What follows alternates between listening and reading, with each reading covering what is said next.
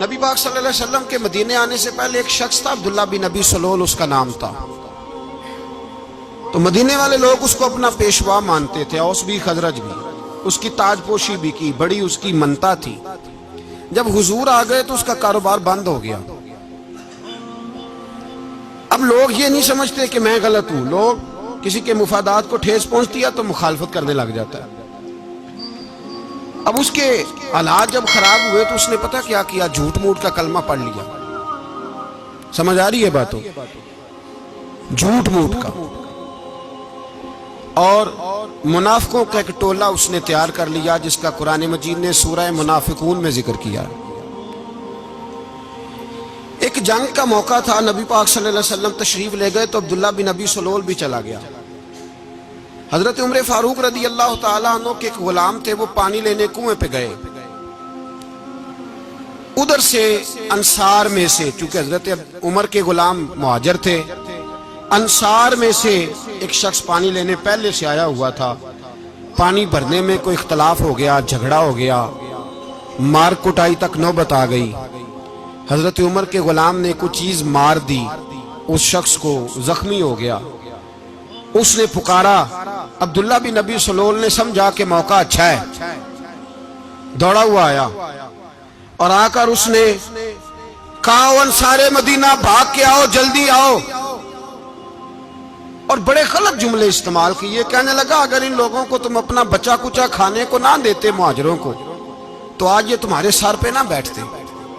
معاذ اللہ، ایسی باتوں پہ کہا کریں، بولے یہ روزمرہ کی گفتگو میں عادت بنائیں، کوئی ایسی بات کرنی ہو تو معاذ اللہ استغفر اللہ کہہ کے کرنی چاہیے۔ اس نے کہا کہ معاذ اللہ، اب ان کو بچا کچا نہ دیں تو یہ ہمارے سر پہ نہ بیٹھتے۔ شور کیا اس نے۔ ہمارے ہاں بھی سیانے بندے پنچایت کے لوگ، وہ کہتے ہیں تو اس برادری کے بچے سے ہی مار کھا ہے، پتہ ہی نہیں چلا، جا اسے مار کے آ، سر پھاڑا، یہ کار پھوڑ دے اس کا سر، اور دیکھ میں دیکھ لوں گا بعد میں جو ہوگا۔ یہ عقل مند لوگوں کے مشورے نہیں، یہ جاہل لوگوں کے مشورے۔ ناراض نہ ہونا، پر یہ نبی پاک صلی اللہ علیہ وسلم نے فرمایا ہے، حضور کا فرمان ہے۔ یہ کن لوگوں کا کام ہے؟ بول کے بتائیں، بول کے۔ پڑھے لکھے سیانے بندے اس طرح کے مشورے یہ بالکل نہیں دیتے، جاہلوں کا کام۔ پکارا، مہاجر سارے اکٹھے ہو گئے، انصار سارے آ گئے، اور جب انصار آئے تو مہاجرین کو بھی پکارا، مہاجر بھی آ گئے۔ اب وہ گتھم گتھا ہونے لگے تو کسی نے جا کے محبوب پاک کے کان میں کہا، یا رسول اللہ، وہاں تو مہاجر انصار لڑنے لگے، وہ پرانی لڑائیاں پھر سے جاگ گئی ہیں۔ نبی پاک تشریف لائے، حضور نے وہاں لفظ بیان کیے، فرمایا یہ تم نے کیا جاہلوں جیسا کام شروع کیا ہوا ہے؟ یہ کون سا کام ہے؟ اللہ کرے ہم سب اس کام سے باز آ جائے، آمین تو کہنا۔ اور تو اس برادری دے منڈے کوئی مار کھائیں، برادری کیا ہوتی ہے؟ برادری تو تعارف کے لیے، اونچ نیچ کہاں سے آ گئی؟ کہا میرے رسول پاک علیہ الصلوۃ والسلام نے، فرمایا تم جاہلوں جیسے کام کر رہے ہو۔ صلح کرائی، بات رفع دفع کرائی، لوگ چلے گئے، معاملہ ٹھنڈا ہو گیا۔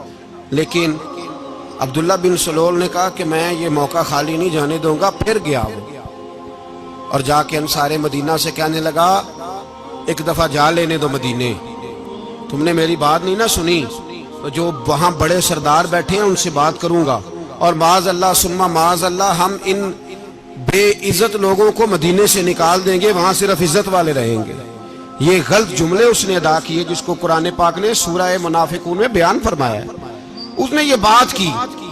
ایک صحابی تھے حضرت زید رضی اللہ تعالیٰ عنہ، وہ سن رہے تھے، آ کے عرض کی، یا رسول اللہ صلی اللہ علیہ وسلم، عبداللہ بن ابی سلول تو اس طرح کہہ رہا ہے کہ مدینے جا کے عزت والے دوسروں کو نکال دیں گے، اور تم اگر اپنا بچہ انہیں نہ دیتے تو معاذ اللہ آج یہ ایسا نہ کرتے۔ حضرت عمر نے بھی سن لیا، حضرت عمر نے بات سن لی، تلوار نکالی اور دوڑے۔ حضور نے بازو پکڑا، فرمایا کدھر جا رہے ہو؟ کہا یا رسول اللہ، اگر آج سزا نہ دی تو کل اور بات بھی کرے گا، اور اگر آج ایک قتل ہو گیا تو باقی سیانے بن جائیں گے۔ یا رسول اللہ مجھے چھوڑے، میں ماروں گا۔ حضور نے فرمایا عمر چپ کر، وہ جھوٹ موٹ کا کلمہ پڑھتا ہے، لوگ کہیں گے کہ محمد ابن عبداللہ نے اپنے ساتھی مارنے شروع کر دیے۔ چپ کر، حوصلہ کر، صبر کر، دلیری کر۔ حضرت عمر کہتے ہیں میری حضور کے کہنے پر میں ٹھہر تو گیا، پر وہ میرے اندر جو آگ لگی ہوئی تھی ٹھنڈی نہیں ہو رہی۔ کہتے ہیں میں چپ تو کر گیا۔ نبی پاک علیہ السلام نے پوچھا عبداللہ بن نبی سلول سے تو نے یہ کہا ہے؟ کہنے لگا حاشا وک اللہ، میں نے بات ہی نہیں کی۔ ہاں، اب لوگ کہنے لگے کہ زید تو نوجوان ہے تو یہ بوڑھا آدمی ہے، چلو صحیح کہتا ہوگا۔ حضور بھی خاموش ہو گئے۔ اللہ پاک نے قرآن مجید نازل فرما دیا، فرمایا اللہ نے سن لی ان کی بات جنہوں نے یہ کہا ہے، اور پھر لفظ بڑے حسین ہے، فرمایا یہ کہتے ہم عزت والے ہیں؟ نہیں، وَلِلَّهِ الْعِزَّةُ وَلِرَسُولِهِ وَلِلْمُؤْمِنِينَ، فرمایا عزت تو اللہ کے پاس ہے، اللہ کے رسول کے پاس ہے، اور عزت تو مومنوں کے پاس ہے، مومنین کے پاس عزت ہے۔ یہ قرآن پاک نے سارا مضمون بیان کر دیا کہ عبداللہ بن نبی سلول غلط کہتا ہے اور حضرت زید صحیح کہتے۔ حضور نے کچھ نہیں فرمایا، جا رہا ہے قافلہ۔ جب مدینے کی سرحد آ گئی نا، حدود مدینہ منورہ کی شروع ہوئی، تو عبداللہ کا اپنا بیٹا، اس کا نام بھی عبداللہ بن عبداللہ تھا، اپنا بیٹا اس کا بڑا مخلص جانثار غلام تھا میرے رسول پاک صلی اللہ علیہ وسلم کا، وہ تلوار لے کے مدینے کی حد پہ کھڑا ہو گیا اور کہنے لگا میرے باپ تو نے اتنی بے ایمانی کے لفظ کہے کہ میں ان کو نکال دوں گا؟ کہے اپنی زبان سے کہ میں ذلت والا ہوں، رسول پاک کو اللہ نے بڑی عزت عطا فرمائی، کہے ورنہ میں تیری گردن کاٹ دوں گا۔ بول، کہے حضور بھی عزت والے اور نبی پاک کے غلام بھی عزت، کہے اپنی زبان سے، کہے میرے رب کا یہ فرمان ہے وَرَفَعْنَا لَكَ ذِكْرَكَ، حبیب میں خود تیرے لیے تیری شانوں کو بلند فرما دوں گا۔ تو تو دشمن ہو کے کہنے لگا میرے بیٹے مجھے معاف کر دے، مصطفیٰ تو بڑی عزتوں والے ہیں، ان کے غلام شانوں والے۔ جب بیٹا تلوار لے کے سامنے کھڑا ہوا، شہرت ہوئی، اب نبی پاک نے حضرت عمر کی طرف دیکھا، کہا عمر تیری بات صحیح تھی، اب جو ہوا یہ زیادہ صحیح تھا، وہ میں نے تجھے کہا حوصلہ کر، تدبر کر، وقت کا انتظار کر، یہ صحیح ہوا کہ وہ صحیح تھا۔ تو حضرت عمر فاروق کہنے لگے یا رسول اللہ میں گواہی دیتا ہوں آپ واقعی اللہ کے سچے رسول ہیں صلی اللہ علیہ۔ اتنی اچھی رائے، وقت فیصلہ کرتا ہے، تدبر سے چلے، دانائی سے چلے، علم پیدا کریں، بردباری۔ ہمیں کئی دفعہ سجدہ صاف کرنا پڑتا ہے، ہم جو کہتے ہیں بات اس کے الٹ نکل آتی ہے۔ ہم کسی شخص کے بارے میں کچھ تبصرہ کر بیٹھتے ہیں، کچھ عرصے کے بعد ہمیں پتہ چلتا ہے کہ وہ تو ایسا تھا ہی نہیں، ہم نے غلط بات کر دی۔ ہم بغیر تحقیق کے، بغیر تفتیش کے، حوصلہ نہ ہونے کی وجہ سے، صبر نہ ہونے کی وجہ سے ہم بہت سارے کام کر گزرتے ہیں، پھر ہمیں نقصان ہوتا ہے۔ اپنی زندگی میں حلم نہ چھوڑیں، حوصلہ نہ، لڑائیاں ہوتی ہیں نا گھروں میں، اس کی وجہ خامد ہوتا ہے، بیوی نہیں ہوتی۔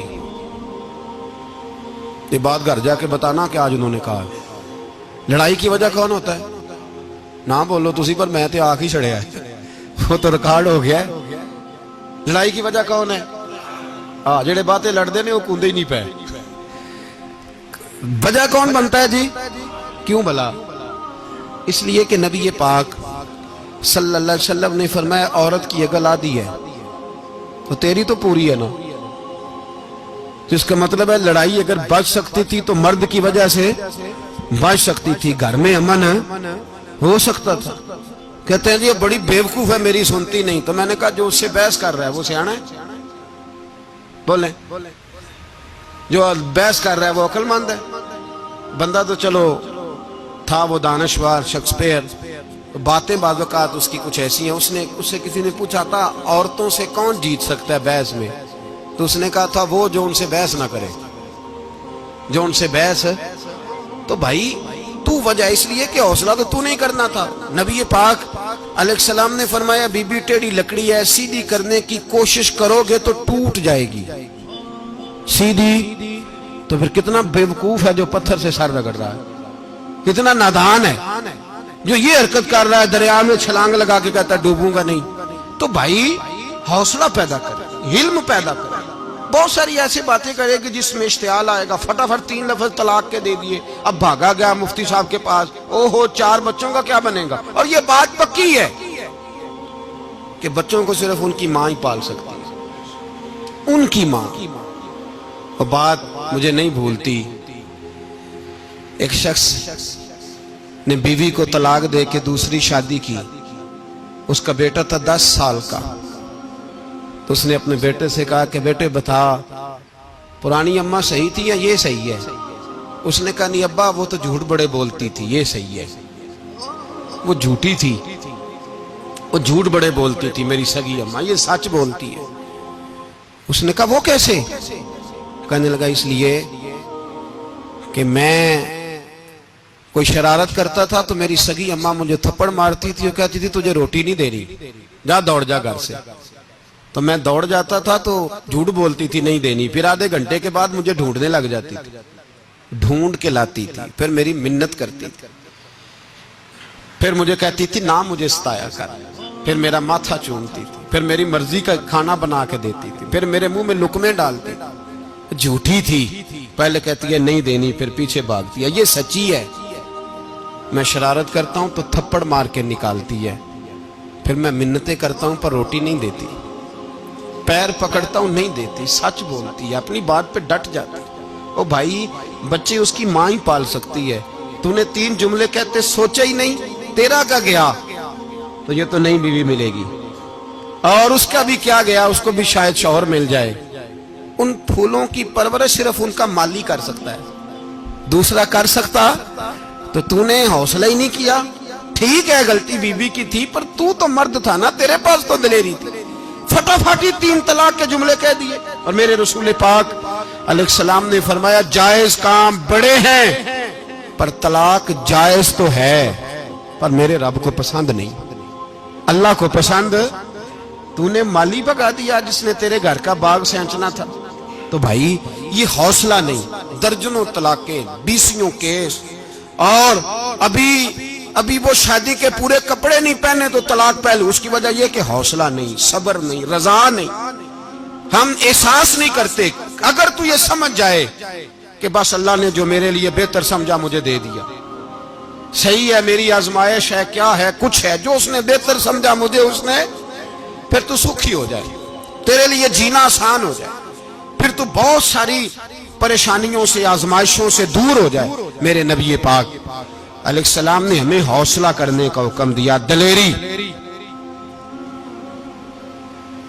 2-3 سال شاید پچھلے سال یا اس سے پچھلے سال حج کے موقع پہ نا ہمارے پاکستان میں تو بڑے بڑے انوکھے واقعات ہوتے ہیں. سننے سے کیا میں کہتا ہوں وہ عبرت کے لیے ہوتے ہیں. جعلی ویزے لگوا دیے حج کے کسی ایجنٹ نے، اللہ کے مہمانوں کو بھی لوگ لوٹ لیتے ہیں.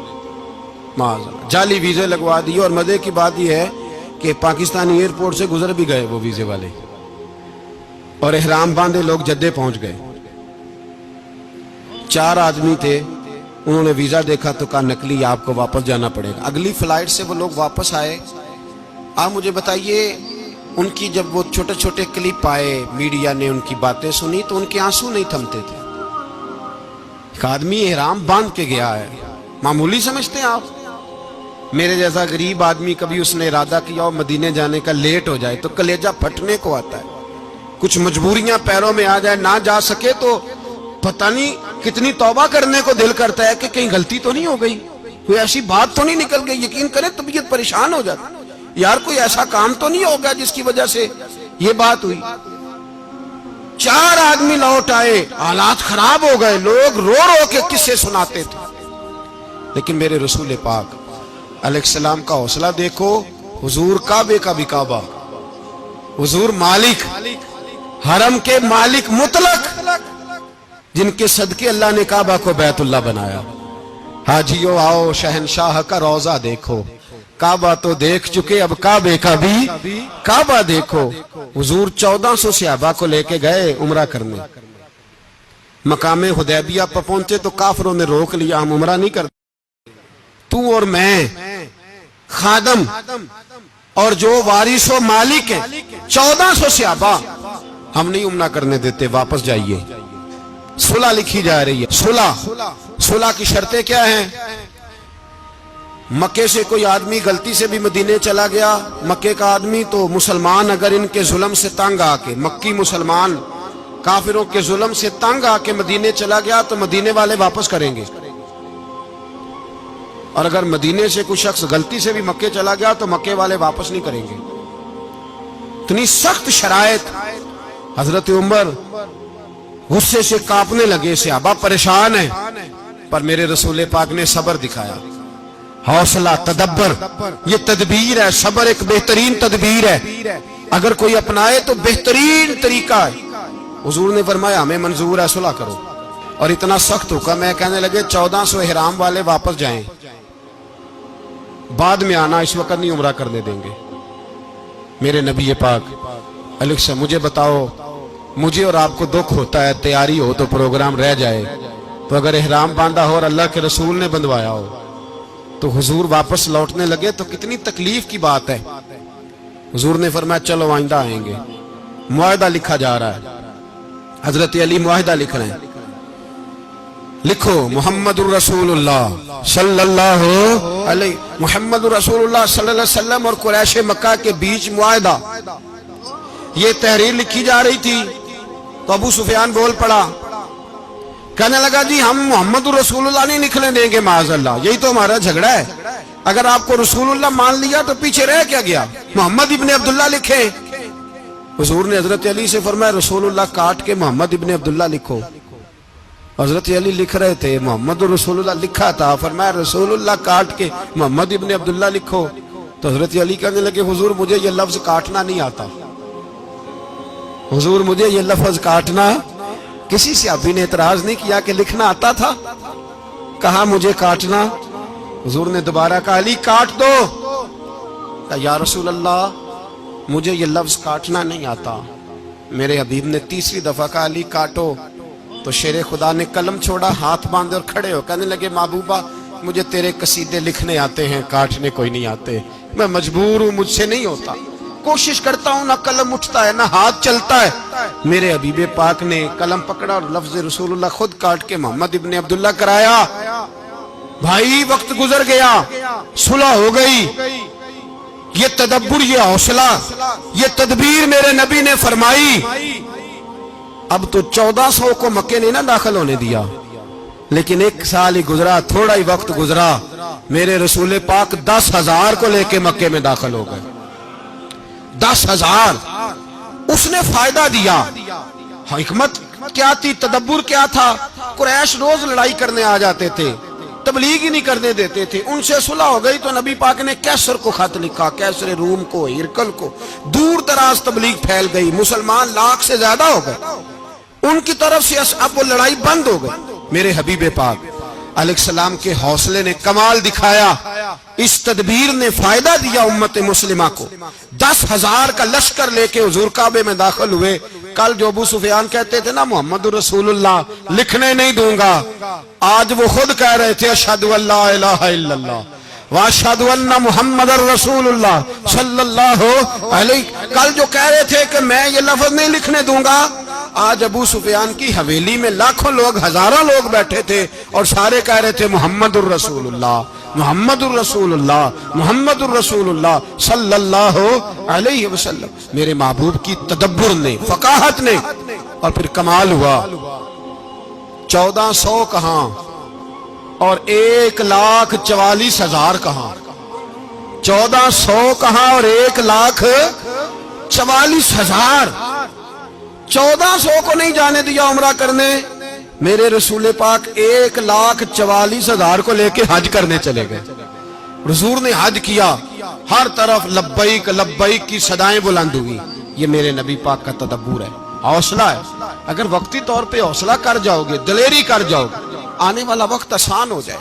حوصلہ نہیں, صبر نہیں, سکون نہیں, 2-4 باتیں, یہاں تک کہ لوگ ابا جی کی بات برداشت نہیں کرتے, ایسے جملے کہہ دیتے ہیں جو دوبارہ پلٹ کے نہیں آتے. ماں کو لفظ نہیں بولتے, باپ کی روح تک چھلنی کر دیتے ہیں وہ جملے.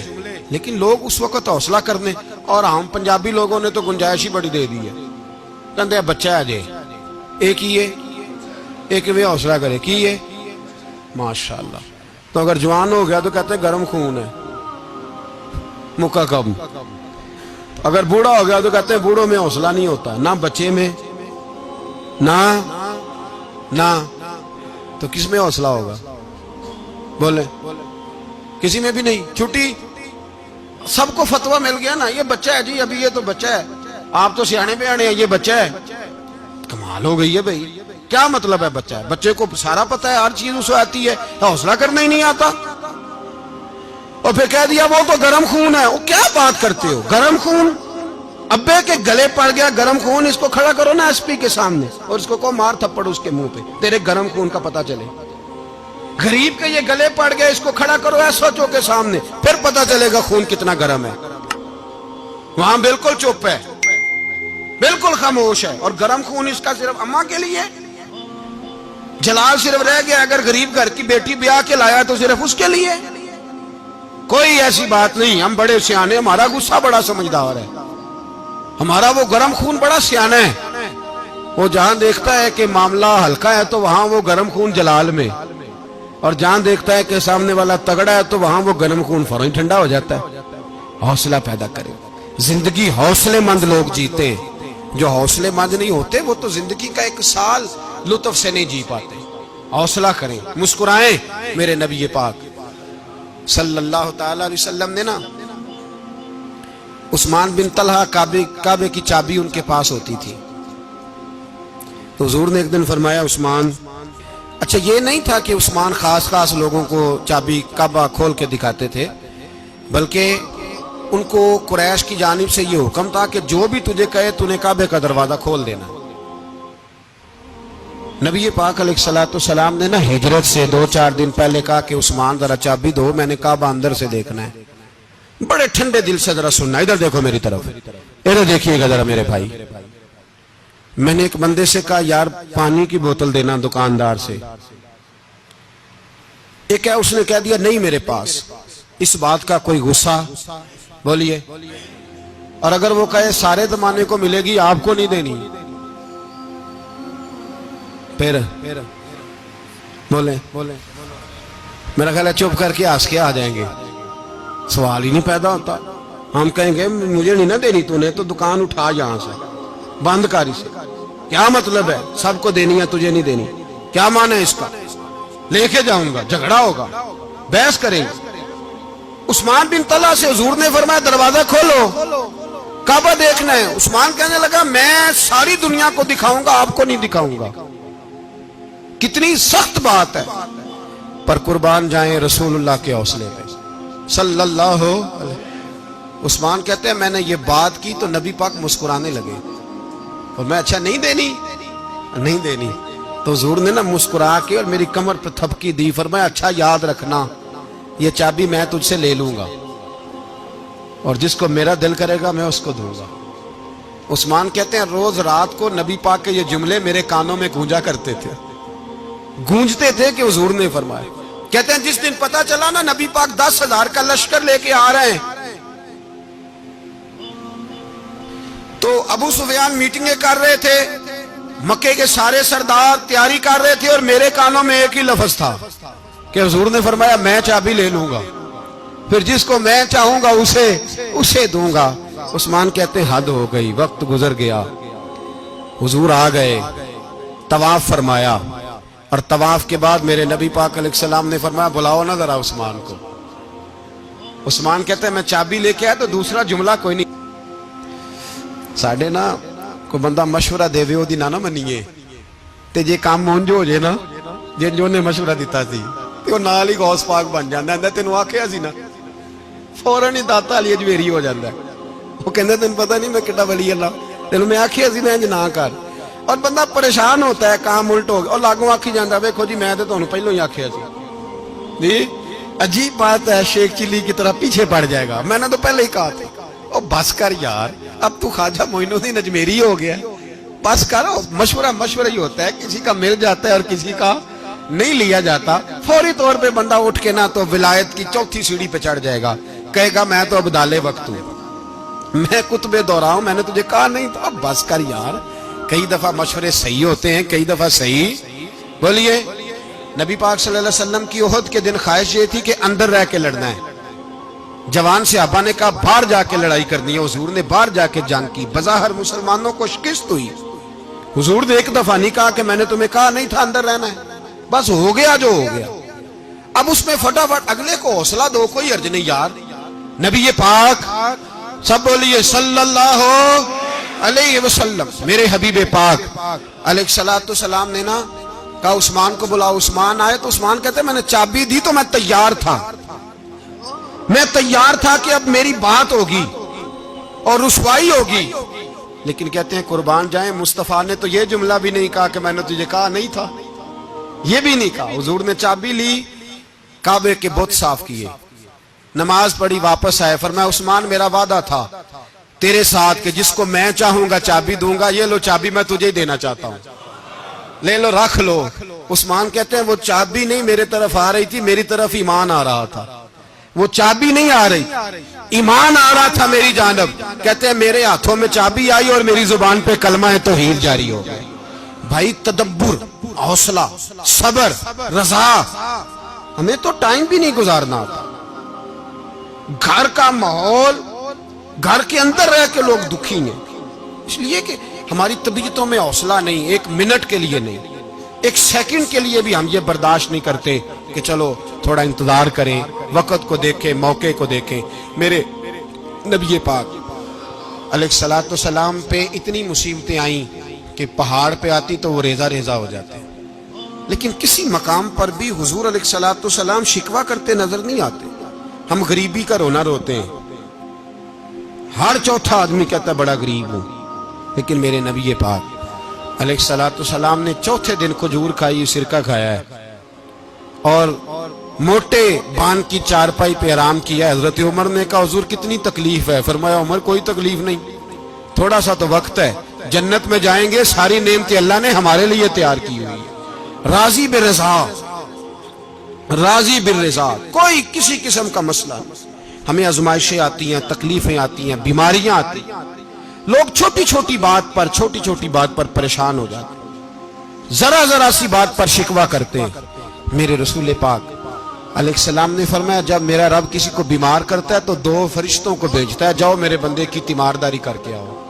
اللہ اکبر، خود رب بھیجتا ہے، جاؤ میرے بندے کی. تو مجھے بتائیے جب اللہ بھیجے تو پھر تندرست خوش نصیب ہوا کہ بیمار؟ جی تندرست پھر خوش نصیب کون ہوا؟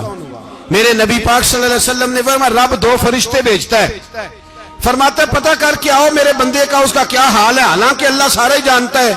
فرشتے آتے ہیں، واپس جاتے ہیں، رب کریم پوچھتے ہیں بتاؤ میرا بندہ کیا کہتا تھا؟ اللہ تجھے سارا ہی پتہ ہے، پر ہم سے پوچھتے تو بتا دیتے ہیں. وہ یہ کہتا تھا کہ میں اپنی رب کی رضا پہ بڑا ہی راضی ہوں. وہ تیری حمد کر رہا تھا، تیری تعریف کر رہا تھا، تیرا شکر کر رہا تھا، تیرے لیے کلمات حمد بیان کر رہا تھا. تو میرے نبی پاک علیہ السلام فرماتے ہیں، اللہ فرشتوں سے فرماتا ہے سنو پھر اگر میں اپنے بندے کو اس بیماری میں شفا دوں گا تو اس تندرستی سے زیادہ اچھی تندرستی دوں گا جو پہلے اسے عطا کی ہوئی تھی، پہلے سے اچھی صحت دوں گا. اور اگر اسے اس بیماری میں موت دوں گا تو پھر مرتے ہی اس کے لیے میں جنت کا فیصلہ فرما دوں گا. بھائی جب تو راضی بالرضا رہتا ہے، راضی بالرضا، بڑی سادی سی بات ہے بھائی.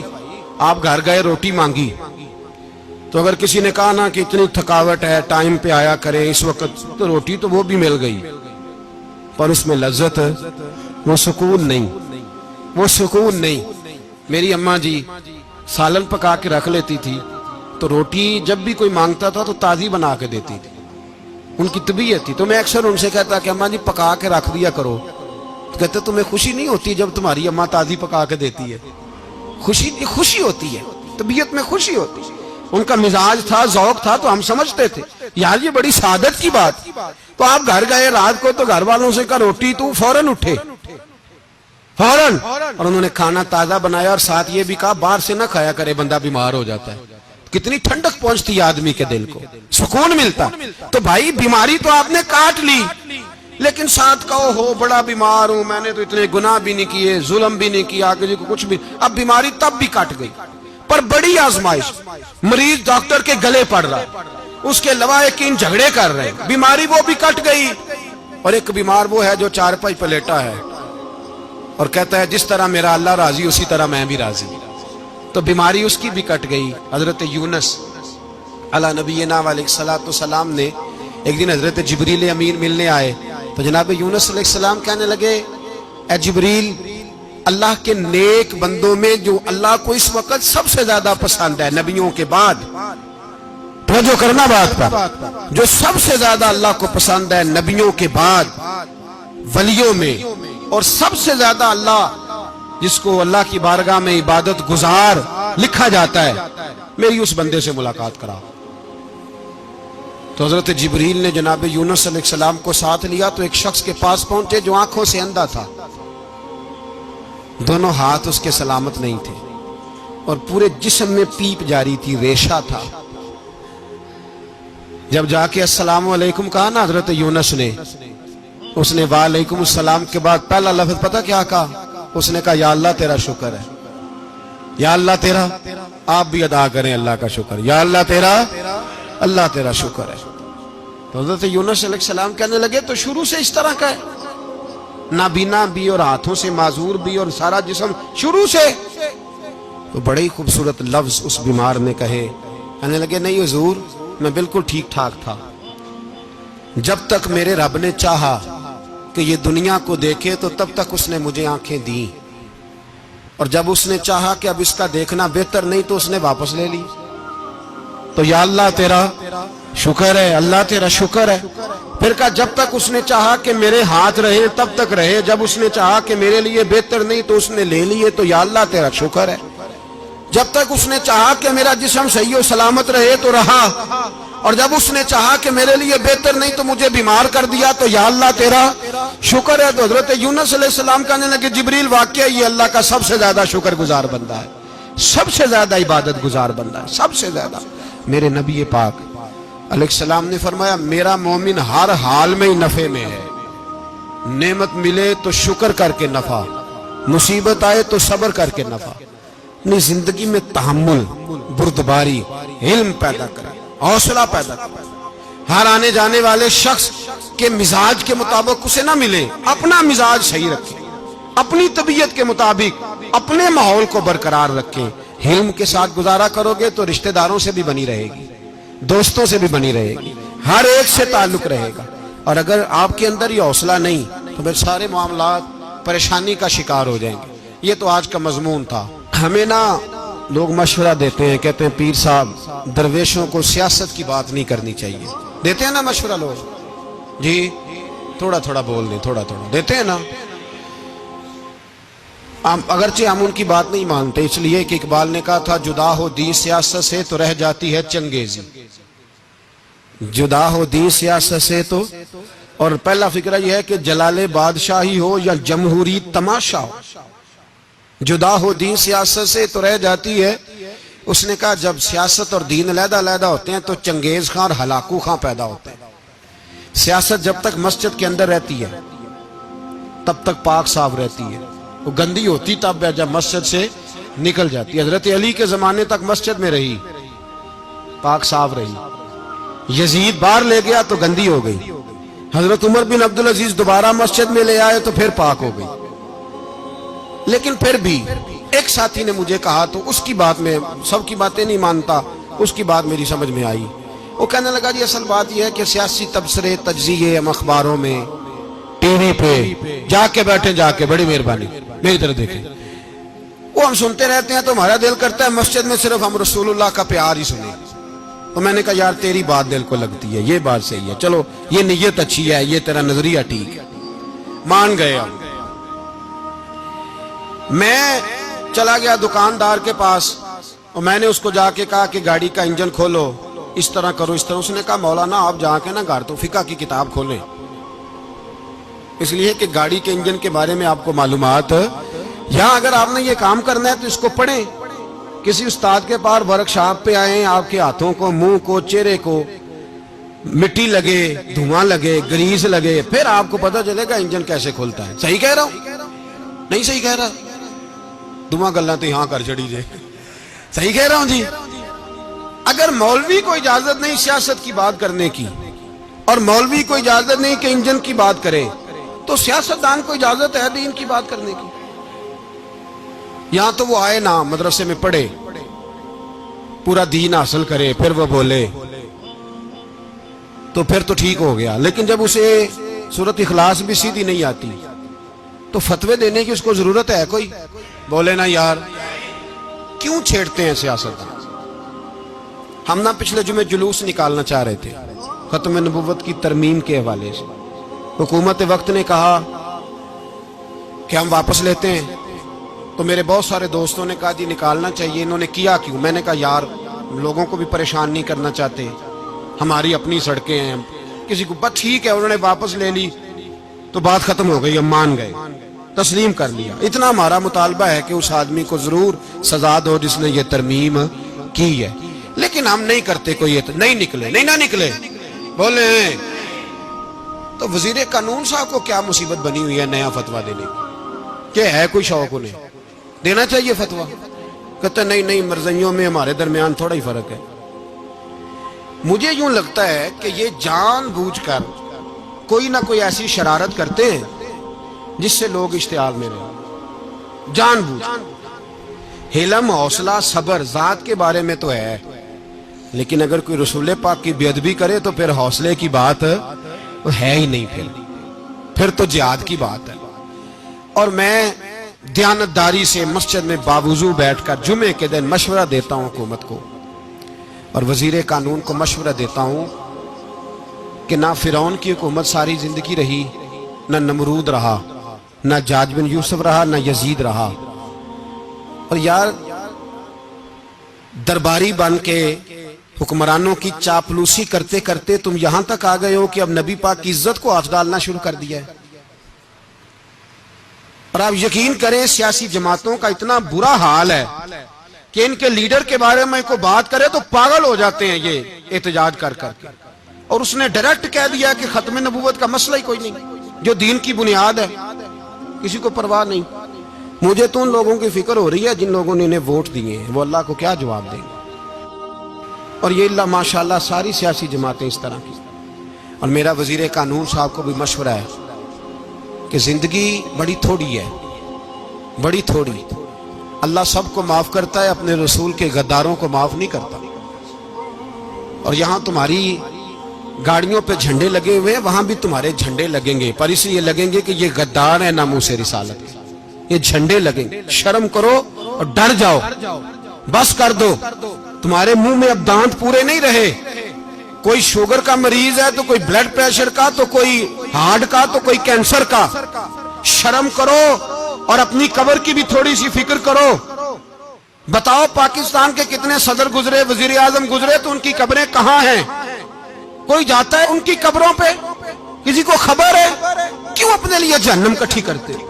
سارا کچھ دنیا داری رہ گئی ہے، سارا کچھ صرف یہی رہ گیا۔ حضرت ابو بکر سردار تھے، حضرت عمر سردار تھے قبیلے، حضرت عثمان سردار تھے، انہوں نے سرداریوں کو ٹھوکر مار کے رسول اللہ کے قدموں میں بیٹھنا پسند کی، سرداریاں چھوڑ کے غلام بن گئے۔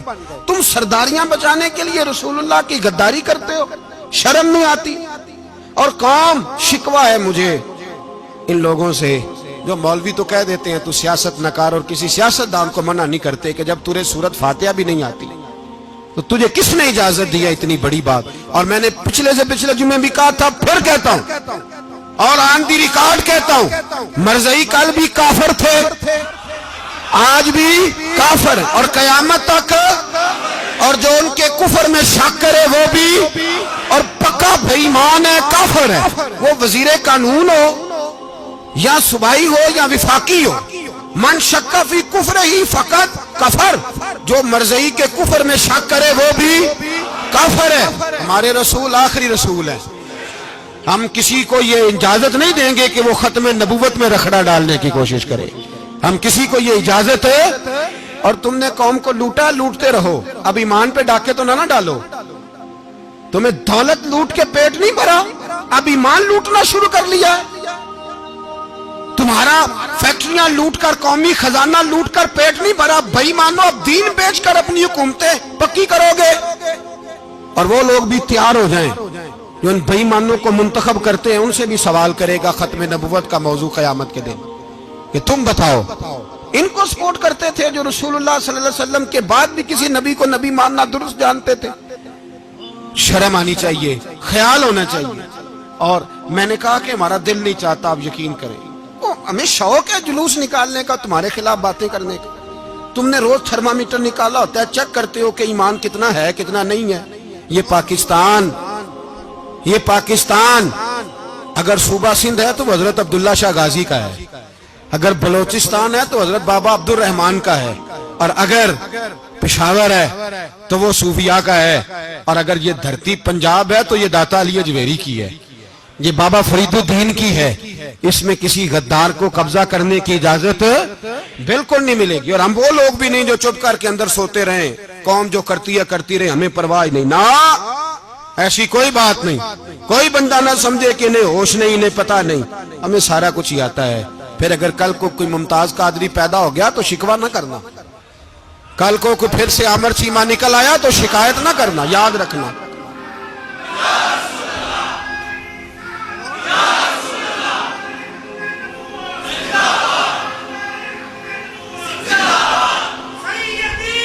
تو میرے بھائی کھول کے بولے یا نبی رسول کے وہ صلی اللہ علیہ وسلم۔ تو یہ مشورہ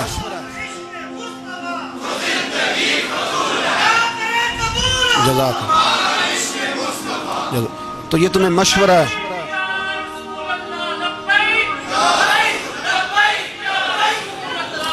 میری بات سنیں، یاد رکھیں، یہ لوگ بعد میں پچھتاتے ہیں، پھر مناظرے کراتے پھرتے ہیں، اس نے صحیح کیا کہ غلط کیا، پھر انہیں ہوش آتی ہے بعد میں، پھر ان کے ہواری نکل نکل کے میدانوں میں دلیلیں دیتے ہیں۔ اس لیے ہمارا مشورہ ہے انہیں کہ یہ اپنی حد میں رہیں، اور جو کام تمہارے ذمہ، میں نے کہا نا تم نے بڑا لوٹا، یہ قوم روز تمہیں موقع دیتی ہے لوٹنے کا، یہ موقع دیتی ہے، تو تم نے دولت لوٹ کے پیٹ نہیں بھرے، اب ایمان لوٹنے کے چکر میں آ گئے ہو۔ یاد رکھو، مسلمان گناہگار ہیں، غدار نہیں ہیں۔ تمہیں دولت لوٹنے کا تو شاید موقع مل گیا ہے، پر ایمان لوٹنے کا موقع نہیں ملے گا، تو اس لیے اس کو لگام دو۔ اور ویسے بھی کتا جو پالتو ہوتا ہے نا، اس کو گھر کے اندر سنگلی سے باندھ کے رکھنا چاہیے۔ یہ تمہارے بوٹ چاٹتے ہیں، بھونکتے ہیں، تمہارے حق میں وزارتیں لیتے ہیں، ہم نے تو کوئی وزارت نہیں لی تم سے، اور نہ ہمیں شوق ہے اس لیے کہ ممبری کیا کرنی ہے جس کو ممبر رسول عطا کر دیا جائے، اس نے کیا کرنی ہے یہ ممبریاں جس کو پکا پکا ممبر رسول دے دیا جائے، تو اس لیے اس سے باہر آؤ۔ میں نے کہا بڑے بڑے نمرود، فرعون، قارون دفن ہے، تمہارا بھی نام تک نہیں ہوگا، بالکل نام نہیں ہوگا۔ اس لیے ہمارا مشورہ، اور آپ لوگ بھی آئے نا یہ اگلے سال، تو ان کو کھڑا کر کے پوچھ لینا، اسلامی جمہوریہ پاکستان کا تم نے MPM میں نے بننا ہے، پہلا کلمہ ہی صحیح سنا دو، چلو خدا کا واسطہ یہی بتا دو کہ تمہیں نماز بھی ڈھب سے آتی ہے کہ نہیں، اور آپ کی موج ہے، آپ بٹھا لیتے ہیں سر پہ، کیا کریں، سمجھانے والے مفت گناہگار ہو گئے اور بہکانے والے سب تمہارے یار ہو گئے۔ اس لیے یہ چھیڑتے ہیں جان بوجھ کے، اور پھر جب کوئی ممتاز قادری علیہ رحمہ پیدا ہوتے ہیں، پھر انہیں دشواری ہوتی ہے، پھر ان کا جینا مشکل ہو جاتا ہے، یہ موقع دیتے ہیں، پتہ نہیں کس کے ایجنڈے پہ عمل کر رہے ہیں۔ میرا سوال یہ ہے، میں نے پچھلے جمعے پھر میرا سوال ہے کہ میں پوچھتا ہوں، اس آدمی کو ضرورت کیا ہے ختم نبوت پر بات کرنے؟ جب امت مسلمہ کے متفق کا فیصلہ ہے کہ مرزائی کافر، اسمبلی نے بل پاس کر دیا کہ مرزائی، ان کو اقلیت قرار دے دیا، اور جب سے وہ اقلیت بنے، نہ ہم نے ان کی عبادت گاہ جلائی، نہ ہم نے ان کو قبروں سے نکالا، نہ ہم نے، بس ٹھیک ہے جیسے عیسائی رہتے ہیں، یہودی سے کس ملک میں رہتے ہیں وہ بھی رہیں، اقلیت بن کے رہے، کوئی اعتراض، پر تم انہیں کھینچ کھونچ کے کیوں قریب کرتے ہو؟ تمہارا کیا جرانہ ہے ان کے ساتھ؟ بتاؤ تو صحیح۔ ان لوگوں سے ان کو چاہیے اپنے منہ میں لگام ڈالیں، اور اگر نہیں ڈالیں گے پھر انشاءاللہ ڈالی جائے گی، اور بڑی تگڑی ڈلے گی، اور پھر ایسی ڈلے گی۔ سلمان تاثیر جب مرا تھا نا تو 5-5 لاکھ روپیہ مولویوں کو آفر کی جنازہ پڑھاؤ، 5-5 لاکھ روپیہ چھوٹے چھوٹے مولویوں کو۔ اور داتا صاحب کی مسجد کے خطیب بھی صوبائی جو تھے، وہ خطیب تھے، ملازم تھے، انہوں نے کہا کہ ایمان نہیں بیچنا، نکالنا نوکری سے تو نکال دو۔ اور بادشاہی مسجد کا مولوی جس کا پتہ نہیں چلتا، کبھی کدھر چلا جاتا ہے کبھی کدھر، یہاں تو وہ بھی کھڑا ہو گیا، اس نے کہا نا ایمان نہیں بیچنا۔ گورنر ہاؤس کی مسجد کا امام کہنے لگا کہ بخشا جانا نہ جانا یہ تو رحمت الہی کا معاملہ ہے، پر اتنا گندا جنازہ نہیں پڑھنا، اتنا گندا جنازہ نہیں ہم پڑھیں گے، مرنے کے بعد تمہارے جنازے نہیں پڑھے جاتے، تمہاری قبریں خراب ہوتی ہیں، کدھر ہیں تمہاری دولتیں؟ اور وہ مولوی آج تک پتہ ہی نہیں کدھر گیا جس نے اس غلیظ کا گندا جنازہ پڑھایا. تو بھائی اپنی قبر اشر کو, جب جہاں تمہارے جنازے نہیں پڑھے جا رہے تو وہاں تمہارا کیا حال ہوگا. اس لیے ان لوگوں کو چاہیے کہ اپنی زندگی اس طرح گزاریں کہ کچھ نہ کچھ منہ لے کے سرور کائنات کے پاس چلے جائیں, ورنہ ایسا نہ ہو کہ یہاں بھی پھٹکار اور وہاں بھی پھٹکار.